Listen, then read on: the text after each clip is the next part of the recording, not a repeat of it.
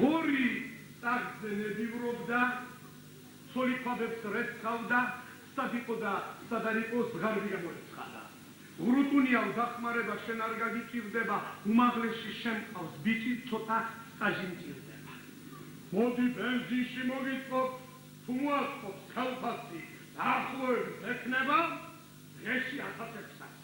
უფრასამხო, წელიწადში ქვეყნის შეუკუჩდება, ამდენ ფულებს რომ შოვნის ბავშვი გამიკუჩდება. თუ ბევრია შევამცირო და წენებზე გავჩერდეთ, მაგრამ დღეში 1000 მამებს ბავშვი უნდა დაჟერდეს. კიდევ დაუკე, ის დრო უკვე წავიდა, ფულს კი არა, შრომაც მინდა შეეჩვიოთ თავიდან, თუ გინდათ რომ ჩვენი მოდგმა მადლიერი გლოცავდეს, მოგვიხერხეთ, თვეში ჰქონდეს 100-დან 120-მდე. მაგას მე ვერ გასწირდები, თუნდაც თავი გავწირო, მაგ დაბალ ხელფასისთვის დიპლომია საჭირო.